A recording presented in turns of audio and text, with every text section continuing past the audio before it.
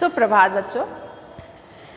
आज हम अपना हिंदी रीडर का चैप्टर 2 जिसका शीर्षक है मिट्ठू, आज हम वो रीड करेंगे। ठीक है, ये जो कहानी है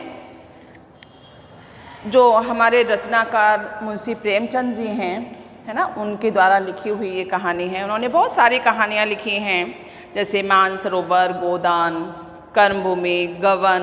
ठीक है, बहुत सारी उन्होंने कहानियाँ लिखी हैं। उन्हीं में से एक कहानी है मिट्ठू। आज हम उसको रीड करेंगे। ये जो मिट्ठू कहानी है वह एक बंदर को लेकर लिखी गई है। ठीक है, कि बंदर जो होते हैं वो कैसी कैसी नकल करते हैं, उनकी शरारतें, ये सब तो आपने देखी हैं। ठीक है, लेकिन जो ये मिट्ठू बंदर है, ठीक है, वो एक बच्चे से दोस्ती करता है। ठीक है, बच्चे से दोस्ती करने वाला जो बंदर है मिट्ठू, आज हम उसकी कहानी पढ़ेंगे। बहुत दिन पहले की बात है, लखनऊ शहर में एक सर्कस कंपनी आई थी। उसके पास शेर, भालू, चीता और कई तरह के और भी जानवर थे। इनके साथ ही एक बंदर मिट्ठू भी था।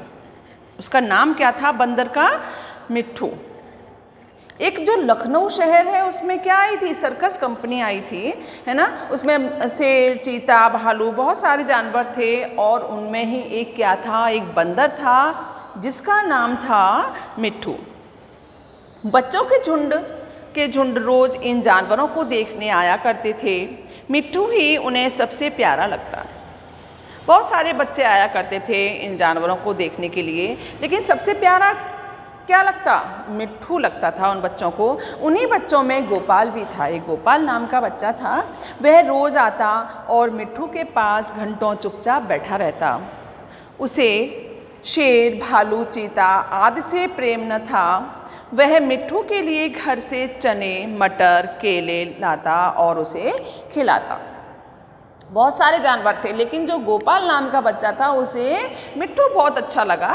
वह उसके पास बहुत देर तक बैठा रहता, उसके लिए खाने की चीज़ें, चने, मटर, केले आदि लेकर आता था।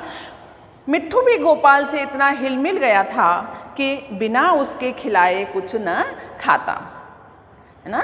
ये कहते हैं ना कि जानवर किसी के दोस्त नहीं होते, लेकिन जानवर भी सबके दोस्त बन सकते हैं। अगर प्यार से हम जानवरों को रखते हैं तो वो भी हमारे दोस्त बन जाते हैं। ठीक है, इस प्रकार दोनों में अच्छी दोस्ती हो गई। एक दिन गोपाल ने सुना कि सर्कस कंपनी वहाँ से दूसरे शहर में जा रही है। यह सुनकर उसे बड़ा दुख हुआ। माँ ने उसकी उदासी के बारे में पूछा तो वह रोता हुआ बोला, अम्मा मुझे पैसे दो, है ना। जब एक दिन गोपाल ने सुना कि वो सर्कस कंपनी जो लखनऊ में आई है वो बाहर कहीं और दूसरी जगह जा रही है, तो वह बहुत दुखी हुआ, क्योंकि वो जो मिट्ठू था उससे दूर हो जाता। इसलिए वह माँ के पास गया कि माँ मुझे पैसे दो, मैं जाकर मिट्ठू को खरीद लाऊं। वह ना जाने कहाँ चला जाएगा, फिर मैं उसे कैसे देखूँगा? वह भी मुझे न देखेगा तो रोएगा। माँ ने समझाया, बेटा बंदर किसी को प्यार नहीं करता, वह तो बड़ा शैतान होता है। शैतान माने क्या होता है? शैतान माने नटखट। वह तो बड़ा शैतान होता है, यहाँ आकर सबको काटेगा, बेकार में लोगों की बातें सुननी पड़ेंगी। ये तो सभी को पता है, बंदर बहुत शैतान होते हैं। ठीक है, वह उसकी माँ ने समझाया कि बहुत शैतान होता है, यहाँ किसी को काटेगा या किसी के कपड़े फाड़ेगा, है ना। अगर हम सुखा देते हैं ना कपड़े, तो बंदर शैतान होते हैं, वो उठा के ले जाते हैं, फाड़ देते हैं। ठीक है, लेकिन गोपाल पर माँ के समझाने का कोई प्रभाव न पड़ा। प्रभाव माने क्या होता है? प्रभाव माने असर। कोई भी असर नहीं पड़ा। माँ ने उसको समझाया, लेकिन उसके ऊपर कोई भी असर नहीं पड़ा उस बात का। वह फूट फूट कर रोने लगा। हार कर माँ ने पैसे निकाल कर उसे दे दिए। पैसे पाकर गोपाल खुशी के मारे फूल उठा। उसकी माँ ने क्या किया? पैसे निकालकर गोपाल को दे दिए, है ना। वह गोपाल पैसे लेकर बहुत खुश हुआ। वह मिट्ठू को खरीदने चला, लेकिन मिट्ठू वहाँ दिखाई न दिया। गोपाल का दिल भर आया। उसके मन में शंका उत्पन्न हुई। शंका माने शक या संदेह। उसके मन में क्या शक हुआ कि मिट्ठू कहीं भाग तो नहीं गया। गोपाल सर्कस कंपनी के मालिक से मिला और उन्हें पैसे दिखाकर बोला, क्यों, अब आप मिट्ठू को मेरे साथ भेजेंगे ना, है ना। उसने क्या किया, जो सर्कस कंपनी का मालिक था उसको पैसे दिखाए, उसकी माँ से जो पैसे लेकर आया था, है ना, पैसे दिखाए और उस मालिक से बोला कि अब तो आप मुझे मिट्ठू दे दोगे ना। मालिक रोज उसे मिट्ठू के संग खेलते और खिलाते देखता था। वह हंसकर बोला, अब की बार आऊँगा तो मिट्ठू को तुम्हें दे दूँगा।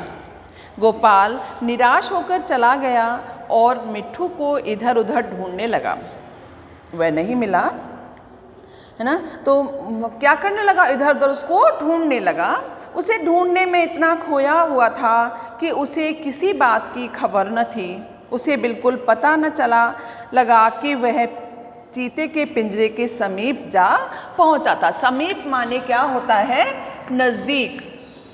मतलब उसको ढूंढने में, मिट्ठू को ढूंढने में इतना खोया हुआ था गोपाल कि उसको नहीं पता,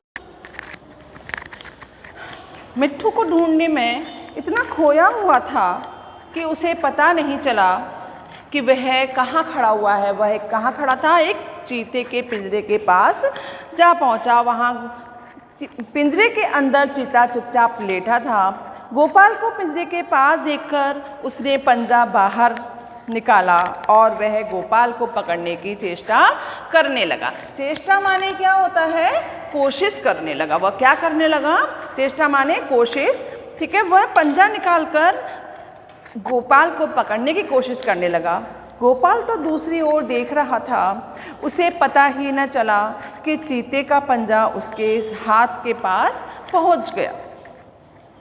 चीता उसे पकड़कर खींचने ही वाला था कि मिट्ठू न जाने कहाँ से आकर उसके पंजे के ऊपर कूद पड़ा और पंजे को दांतों से काटने लगा। ठीक है, मिट्ठू को तो पता ही नहीं चला, है ना। बंदर ने जो उसको गोपाल को तो पता ही नहीं चला और मिट्ठू पता नहीं कहाँ से आकर उस चीते के पंजे के ऊपर कूद गया और उस पंजे को जो गोपाल को पकड़े हुए था जो चीता, उसके पंजों को वो काटने लगा अपने दांतों से। इससे गोपाल तो चीते की पकड़ से छूट गया, लेकिन चीते ने दूसरा पंजा निकाला और मिट्ठू को ऐसा घायल कर दिया कि वह वहीं गिर पड़ा और ज़ोर ज़ोर से चीखने लगा।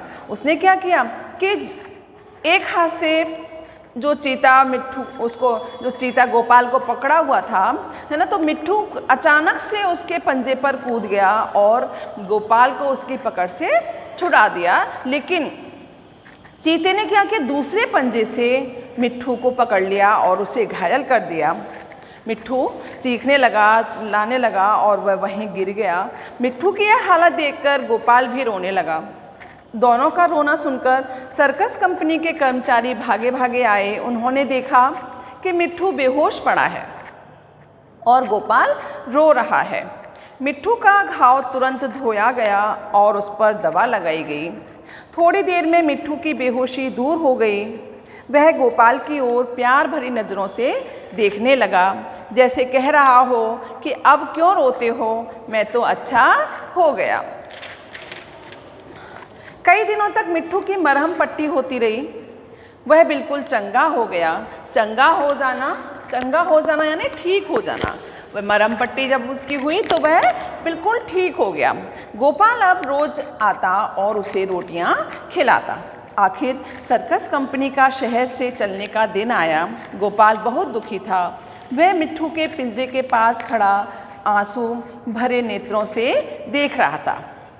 ठीक है, जो मिट्ठू था वो सही हो गया, लेकिन सर्कस कंपनी के जाने का जब दिन आया तो गोपाल बहुत दुखी हुआ उस दिन कि उसको पता था कि अब ये मिट्ठू भी चला जाएगा। ठीक है, वह आंखों में आंसू भर के देख रहा था। तभी सर्कस कंपनी के मालिक ने आकर उससे पूछा, अगर तुम्हें मिट्ठू मिल जाए तो तुम क्या करोगे? उसने क्या पूछा सर्कस कंपनी के मालिक ने कि अगर तुम्हें मिट्ठू मिल जाए तो तुम क्या करोगे? तो गोपाल ने कहा, मैं उसे अपने साथ ले जाऊंगा, उसके साथ खेलूंगा, उसे अपनी थाली में खिलाऊंगा और क्या। मालिक ने कहा, अच्छी बात है, मैं बिना पैसे लिए ही मिट्ठू को तुम्हारे साथ भेज देता हूँ। उसने बिना पैसे लिए ही उस मिट्ठू को गोपाल को दे दिया। गोपाल को जैसे कोई खजाना मिल गया हो, उसने मिट्ठू को गोद में उठा लिया, पर मिट्ठू नीचे कूद पड़ा और उसके पीछे पीछे चलने लगा। दोनों खेलते कूदते घर पहुंच गए। ठीक है, दोनों में कितनी गहरी दोस्ती हो गई थी कि एक जानवर जो है वो इंसान से कैसे दोस्ती कर लेता है। ठीक है, ये हमारी जो कहानी है मिट्ठू, उसमें बताया गया है। हम इस चैप्टर के जो शब्दार्थ हैं, शैतान माने नटखट, प्रभाव माने असर, शंका माने शक या संदेह, समीप माने नज़दीक, चेष्टा माने कोशिश, चंगा हो जाना माने ठीक हो जाना। ठीक है, तो आप ये अपनी फेयर नोटबुक में शब्दार्थ लिखेंगे।